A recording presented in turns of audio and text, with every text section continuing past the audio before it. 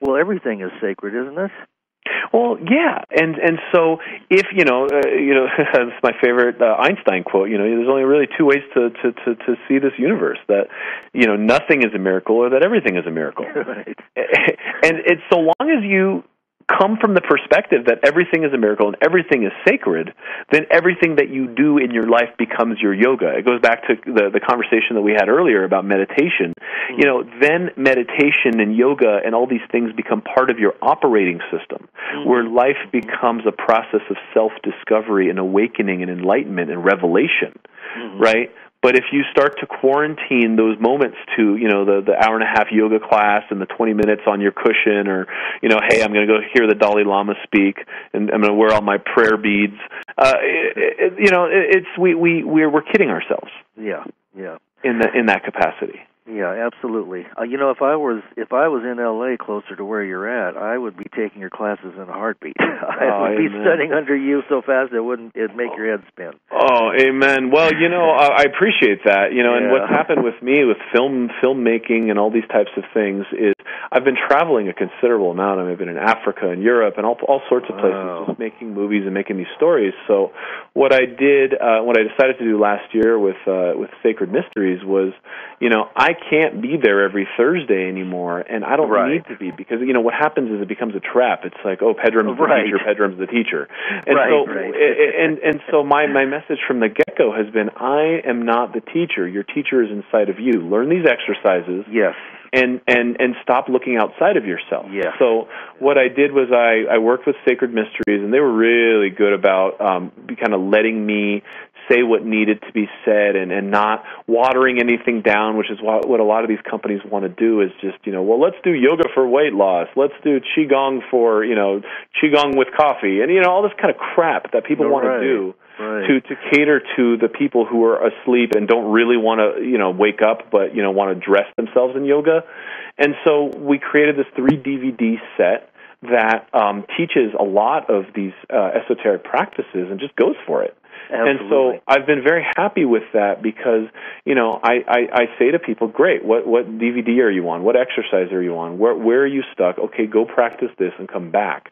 And then, I'll pop into different towns and do workshops and seminars here and again, and really kind of help people along. But it's been this kind of growing movement within my own deal to not stand in front of people as a teacher, because that's a trap, and that's something that people really want to fall into in the West. So I'm like, here, watch these DVDs, practice this thing, and then let's talk about your experience of it, right? And so far so good. I've have students all over the world who are just practicing Qigong and doing their work, and we communicate via email, and I just kind of pat them on the back or say, maybe you want to try this way, and once a year or two, I'll see them in a workshop in their town, and that's it, right? And it's been very liberating in that way, because I would like to reiterate what you said about Sacred Mysteries, because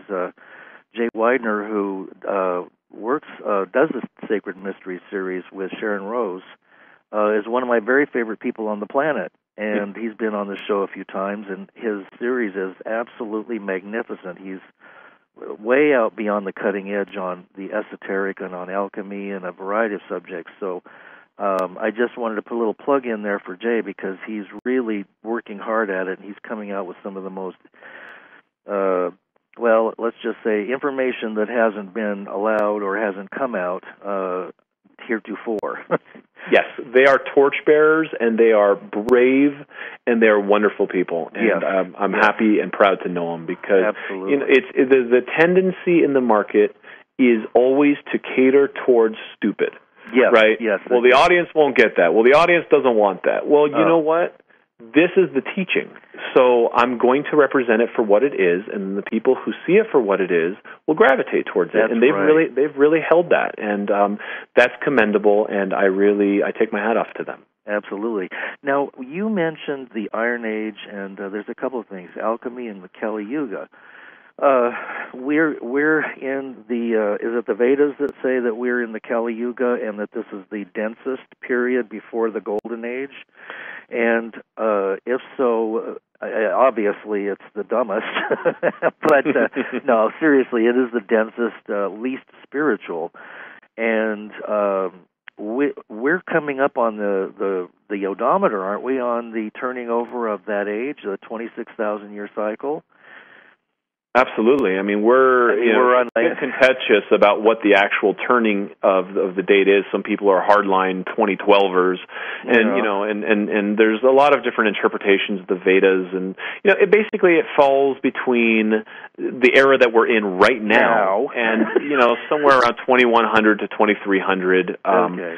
And so this is kind of broad interpretation of when that transition actually happens, and I haven't really seen compelling evidence in one way or another to say, well, that's the date that I'm going with, because I think that it's a transition, and it is this time of awakening, and it's a time of great shift. Mm-hmm. And so again, we're seeing all kinds of things happening that are just marvelous, and people are waking up. At the same time, we're seeing, all kinds of, dark news and crazy stuff going on in the world. And so it's an ancient Chinese curse, right? May you live in interesting times. Absolutely. What's your personal feeling or view on the nature of spirit and the divine spark within, and how it comes and goes from the physical world? It's something that has been the question of all questions, right? Is who are we? Where do we come from? Right. How does this come about? Or less. Yeah, but my take on it is one of, we are spirit. We are part of this eternal flame, and we are just kind of a fragmented part in our own consciousness of that. Mm-hmm. And I really do subscribe to the school of thought that we've come here to Earth for lessons, and that this is a school. Mm-hmm. And that this school is a place where we've intentionally wiped our memory, and the signature of light, or the quality of light that was emanating in the exact moment that we decided to incarnate, became a crystallized kind of imprint of how the energies of our life and our tendencies and our personalities and our elemental qualities and all these things would kind of manifest through our kind of unraveling of this thing called life, because we came in specifically to learn lessons and learn about the entirety and enormity of who we are, right? And so if you start looking at life as a school, then things start to change, and you start to say, well, boo-hoo, this crap keeps happening to me, becomes, why does this crap keep happening to me, and what is the lesson, and what do I need to learn from it so that I can transform and move on? And then spirit affirms that, right? Yes, and so absolutely. this is again, this is where the kind of the rubber hits the road in this alchemical practice is once you start seeing the world that way. At first this was kind of a theory to me. Like, okay, that sounds great. What document did you get that from, right? And so, but once I started testing that against reality and realizing that once I did kind of see the lessons for what they were, that you could feel it inside, and I know you can relate to this. Is like, wow, I just unlocked something, and I don't feel this way anymore. Something shifted.